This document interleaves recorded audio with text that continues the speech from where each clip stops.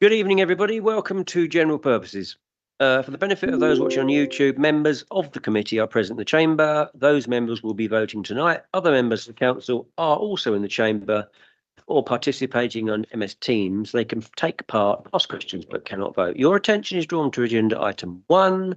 Before we set out the formal business, I will ask Victoria to do a roll call. Thank you. Councillor Rhodes. Present. Councillor Banks has sent his apologies. Councillor Barton. Present. Councillor Chapman. Present.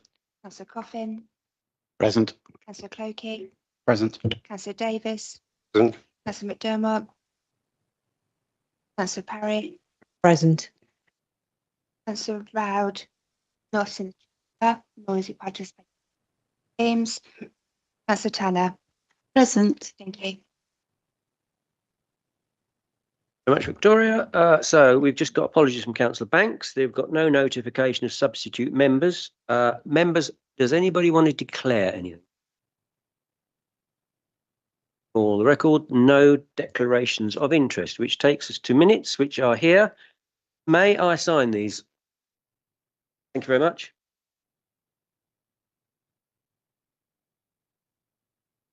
Which takes us to item 6, member development strategy. Mr. Stanfield. Thank you, Chair, and good evening, members. This strategy, or this paper, I should say, builds upon the training that we initially delivered at your induction a couple of years ago. And of course, we have delivered training since, but we wanted to bring forward something that's more structured and importantly, that's driven by you as members to identify what priorities you've got for your training, whilst at the same time recognising, as we do, that you have a lot of time pressures on you already. So we wanted to bring a paper to you early so we could get your initial thoughts about how we progress this strategy in a way that meets your training needs and in a way that is practicable for you to do so. So what we thought we'd do was, rather than bring forward strategy and just present it to you, we thought we'd bring forward an initial paper and get your thoughts on the direction of travel that we have discussed with the chair and vice chair. And that's built around 5 key themes that we've identified. And these are the areas of training that we think we should focus on. Firstly, committee specific training. As I said, you get a fair amount of that already, such as planning, training on key areas of legislation. Thirdly, training in areas that are either high profile or are in high risk service areas. Finance and governance, and then finally compliance training, so health and safety matters, where it's really important that you are up to date with the latest legislation and requirements. But coming back to what I said at the start, it's really important that this strategy reflects what you see as your priorities. So we wanted to have an initial discussion with you tonight. And one of the things that we are proposing, you'll see in the paper, is that we carry out a survey of all members to get some feedback from all members as to what you think your priorities are. And so one of the questions we put in the paper is, for example, do you think you would like your own personal development plans? I don't know the answer to that, so we'd like your thoughts on that. We don't want to impose something on you if it's not what you've got the time for, nor something that you see as necessary. So this paper is just an initial paper to set out the strategy with a plan to bring something back to you in January 2026 and following a survey, so we can bring something more substantive at that point for you to agree. So I'll stop talking at that point, Chair, but I'm happy to take any questions. Thank you very much, Adrian. Members. Councillor Coffin.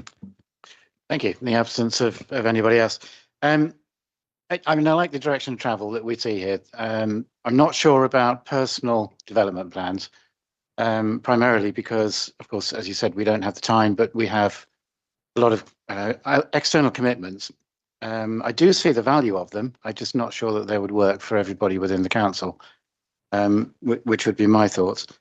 In terms of committee-specific training, I think an element of good chairmanship might be a useful sort of early priority to that.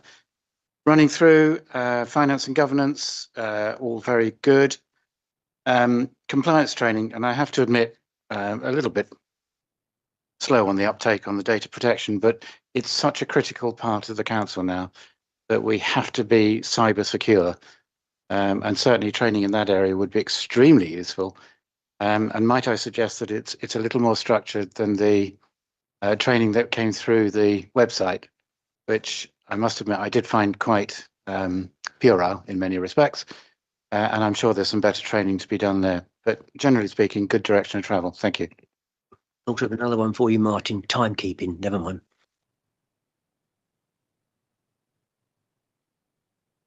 Members, Councillor Huggie. More of a comment, really. I did notice there was a reference to the training provided by the LGA. I've attended their training session on audit and their introduction to finance one, and I thought they were very good. So making use of the LGA's resources, I think, is a very good idea. It probably save us reinventing the wheel. I think in terms of training for us, I think it's possible for us to run training sessions that get a little bit sort of slightly death by PowerPoint. So maybe sort of informal sessions that are more Q&A based, I think would be. Thank you, Councillor Cokie. Anyone else? Anyone on the screen? Councillor Tanner. Thank you, Chair. I think this is a really good idea. It's really easy for us that have been here a while to assume that new members in particular know everything. And I can remember back to when I was first elected, and that really isn't the case. It takes quite some time to get to grips with what's expected of us. And so anything that this structure that you've suggested looks pretty good to me. But anything that we can do to add to knowledge of councillors, I think would be a great thing. Thank you. Thank you, Kim. Councillor Davis. Yes, and I think that it's one right way through one's councillor career. Things change all the time. The legislation changes. Various things happen that are worth examining, and this sort of thing as part of one's continued professional development. And I think this is a very, very valuable thing for us to do for ourselves and future members. Councillor Barton, did you going to indicate? Thank you. It's a really good idea. Absolutely fantastic. Can I suggest that we add a, particularly for those of us for whom it's our first term, a flow chart of processes, or when we did first arrive, it felt very much like information overload. There's so much to learn, and I understand that we had to be told all of that, but chances of retaining any of that were pretty low, or certainly chances of retaining all of that were pretty low. I hope I retain some. But it felt like